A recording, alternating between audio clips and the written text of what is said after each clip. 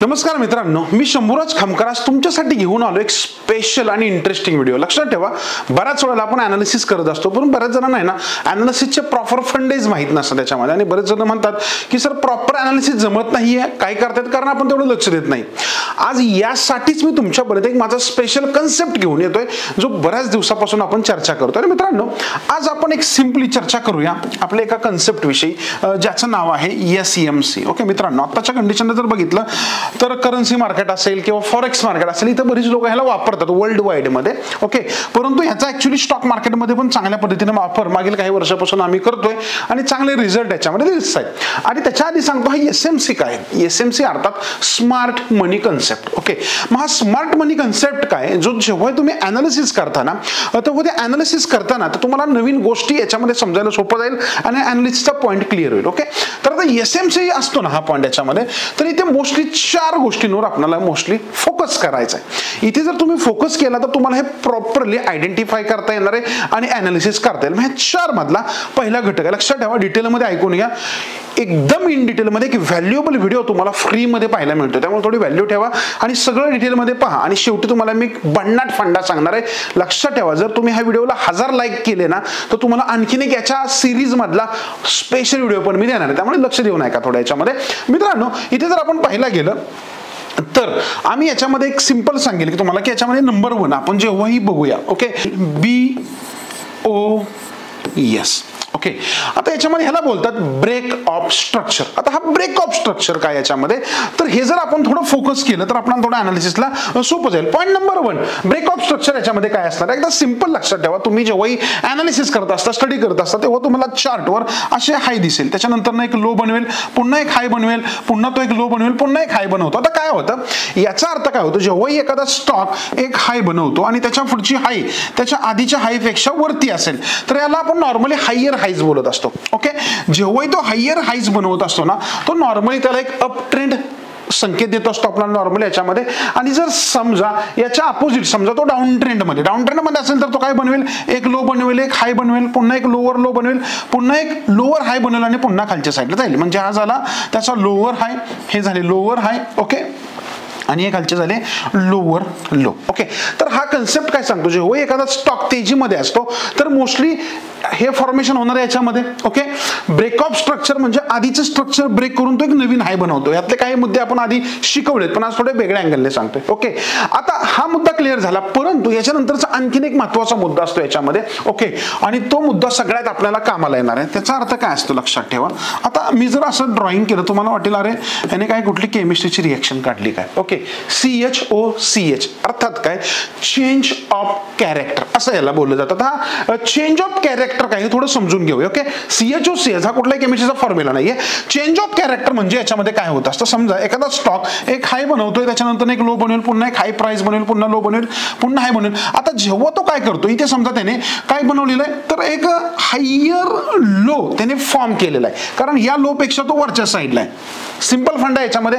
आता हे जेव्हा खाली येतं ना, ओके, आणि जेव्हा हा इथे याला ब्रेक करेल या लोअर हायला, तर याला बोलतात चेंज ऑफ कॅरेक्टर. म्हणजे आता ह्याचा जो ट्रेंड आहे तो नॉर्मली याच्यामध्ये चेंज होतोय आणि इथून नॉर्मली एक डाऊन ट्रेंडचं इंडिकेशन तुम्हाला भेटत असतं, डाऊन साइडचे ट्रेड आपल्याला याच्यामध्ये मिळत असतात. ओके, याचा अर्थ असतो CHOCH सेम डाऊन साइड. आता समजा ही अप साइड आहे, ओके, तर डाऊन साइड मध्ये पण सेम भेटेल. म्हणजे तो डाऊन साइडला असेल आणि तो पुन्हा अप साइडला हाय ब्रेक करतोय तर त्याला आपण बोलायचं CHOCH. ओके, ही इथे का दाखवतो मी, जेव्हा चार्टवर जाणार आहे तुम्हाला पटकन समजायला सोपं जाईल. ओके, आता मित्रांनो, स्मार्ट मनी कन्सेप्टचा हा दुसरा मुद्दा आपण क्लिअर केला.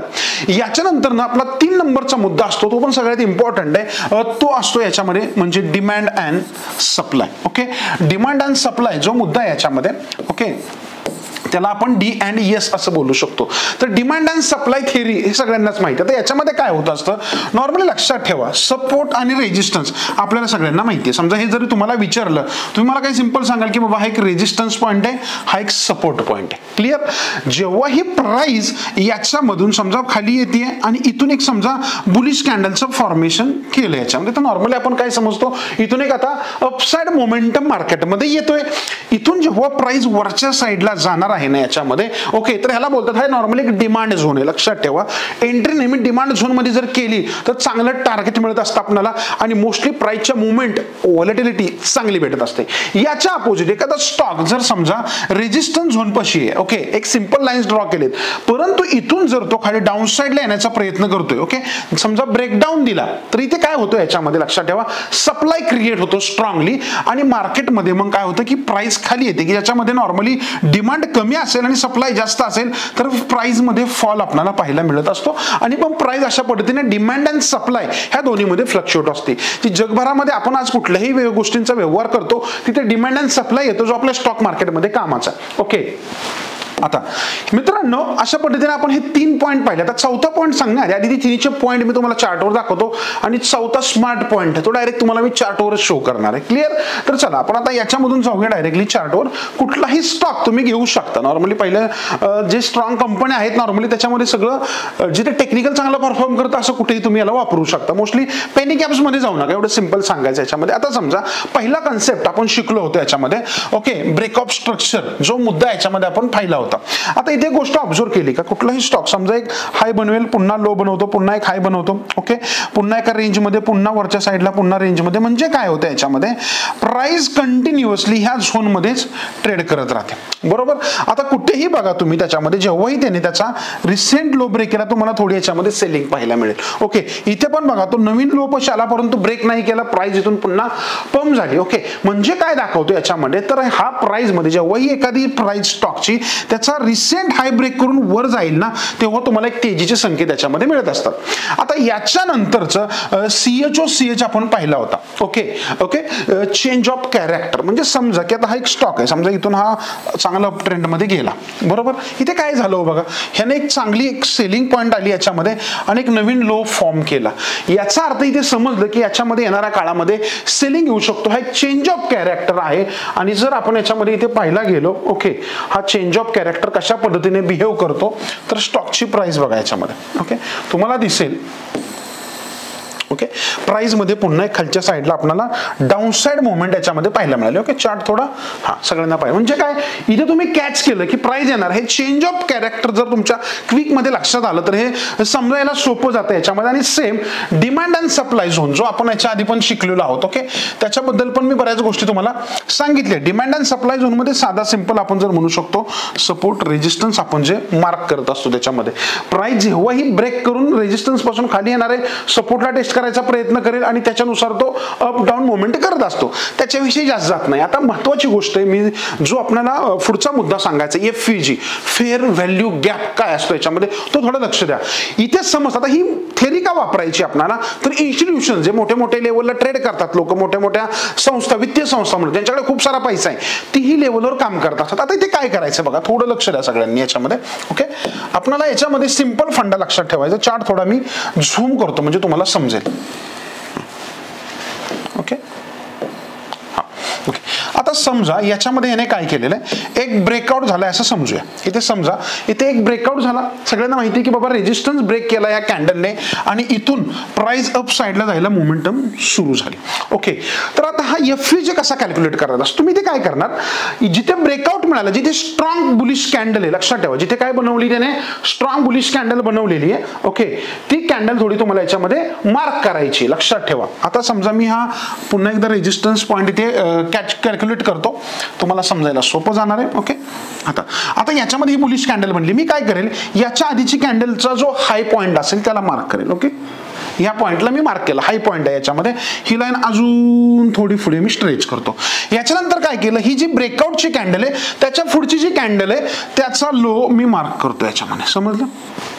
ओके, आता याचा अर्थ तुम्हाला काय समजलं, तर इथून तर एंट्री कन्फर्म झालेली आहे. हा फेअर व्हॅल्यू गॅप काय असतो, जेव्हा ही प्राइस भविष्यामध्ये समजा खाली येते तर मोठे मोठे इन्स्टिट्यूशन्स असतील, ट्रेडर्स असतील, इथून एंट्री करायचा प्रयत्न असतात, म्हणजे एक बाउन्स बॅक पॉइंट पुढच्या ट्रेडसाठी तुम्हाला याच्यामध्ये मिळत असतो. ओके, बघा एसएमसीचे जो स्मार्ट मनी कन्सेप्ट आहे याच्यामध्ये बरेच मुद्दे आहेत. 4 मुद्दे मी आज तुमच्यापर्यंत एकदम डिटेलमध्ये सांगणार आहे. तुम्हाला जर हा व्हिडिओ आवडला ना तर याच्या पुढचे पॉईंट येत राहतील. लक्षात ठेवा, इथे फोकस करा आपल्याला.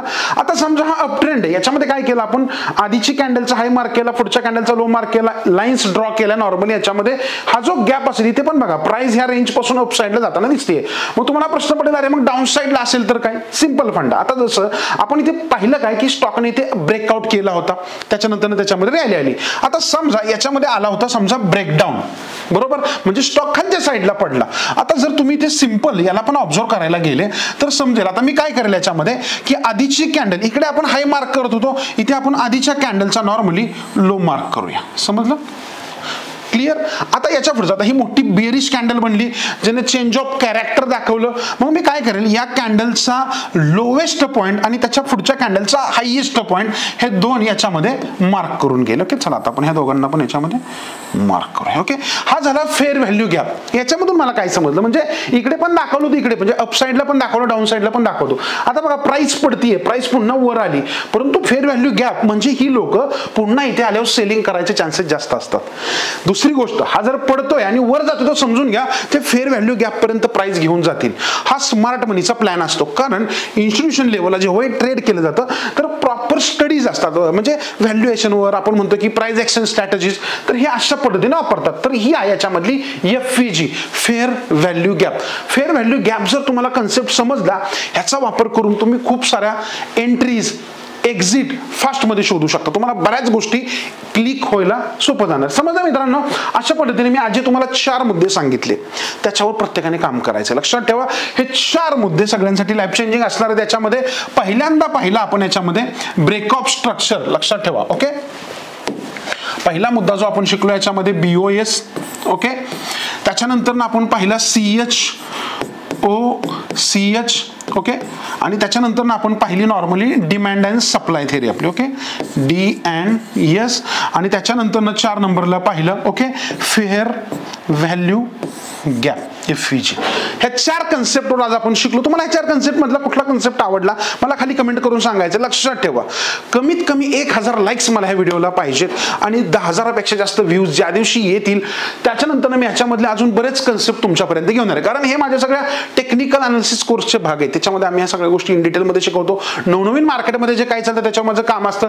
तुम्हाला असं वाटलं की तिकडे जाऊन अजून थेअरीज नवीन कन्सेप्ट शिकायचे तरीही तुम्ही शिकू शकता. खाली लिंक देतोय मी, 880 280 90 90 ला संपर्क करा. डिटेल माहिती जाणून घ्या. ज्यांनाही टेक्निकल प्राइस ऍक्शनचे कन्सेप्ट डिटेलमध्ये शिकायचे आणि अशा थेअरीचा वापर करून स्वतःला एक चांगला ट्रेडर आणि इन्व्हेस्टर बनवायचे, त्यांच्यासाठी सगळं कामाला येणार आहे. कशी वाटली मित्रांनो ही थेअरी? ओके, आणि स्मार्ट मनी कन्सेप्ट बद्दल तुम्हाला काही नवीन गोष्टी कळायला प्लीज कमेंट करून सांगायला विसरू नका. आणि व्हिडिओ आवडला तर हक्काने लाईक करा आणि जास्तीत जास्त लोकांपर्यंत शेअरही करा. धन्यवाद.